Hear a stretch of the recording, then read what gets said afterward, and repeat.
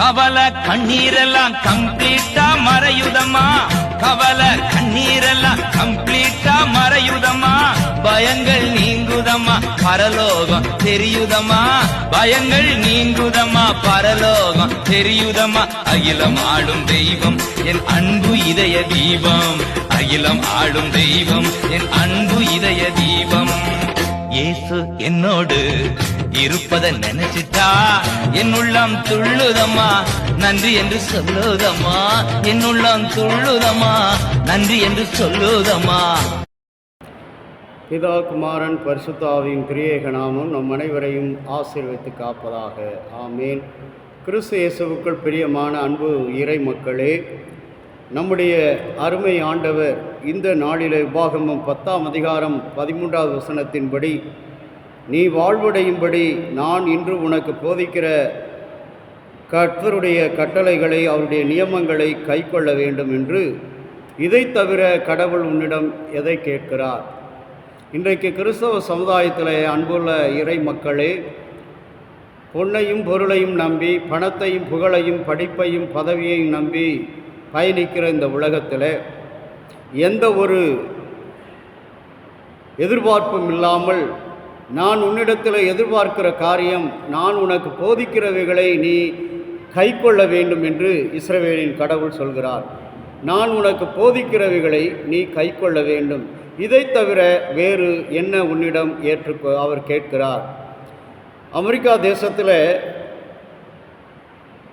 அகழ்வாராய்ச்சி நிறுவனங்களில் பணிபுரிகிற ஒரு பெரிய ஆராய்ச்சியாளர் மண் அரிப்பையும் அங்கே இருக்கிற அகழ் ஆராய்ச்சிகளையும் மிக அழகான முறையிலே சிறப்பாக வடிவமைத்து அவர் அங்கு அந்த ஆராய்ச்சியை நடத்தி கொண்டு வருகிறார். அவருடைய பெயர் ஜார்ஜ் வாஷிங்டன் கார்வார் என்பவர். அவரை ஒருமுறை பத்திரிகையாளர்கள் சந்தித்து கேட்கிறார்கள், உங்களுடைய இந்த முழுமையான வெற்றிக்கு என்ன காரணம் என்று சொல்லி. அப்பொழுது அவர் சொல்கிறார், என்னுடைய முழு ஈடுபாடு என்று சொல்கிறார். இந்த முழு ஈடுபாட்டு தான் அவருடைய இந்த மண்ணியல் அரிப்பு, தாவரங்களை பாதுகாக்கின்ற இந்த ஆராய்ச்சி,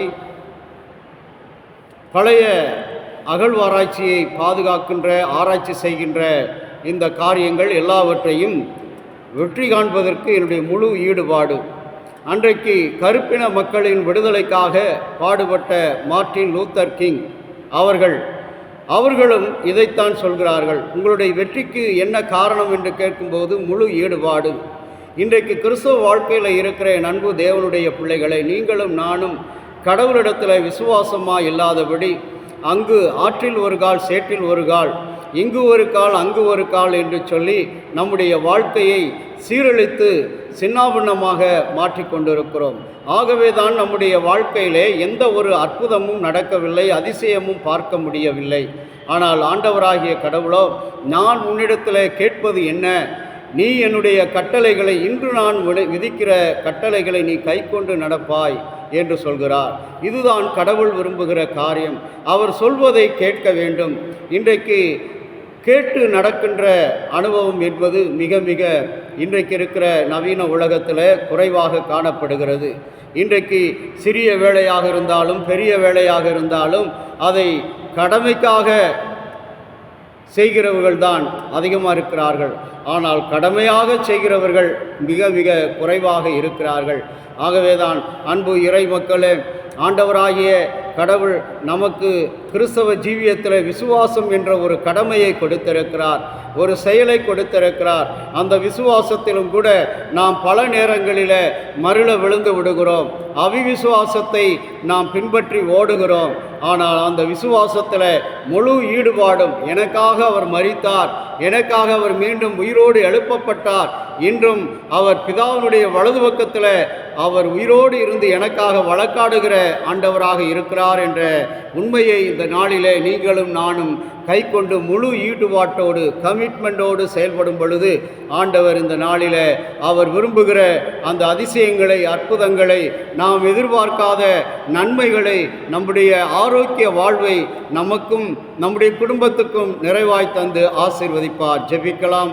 எங்கள் அன்பின் ஆண்டவரே, இந்த ஆசீர்வதிக்கப்பட்ட நல்ல நாளுக்காக நன்றி செலுத்துகிறோம். இந்த நாளை காண வேண்டும் என்றிருந்தவர்கள் அநேகர் இடத்துல இல்லை.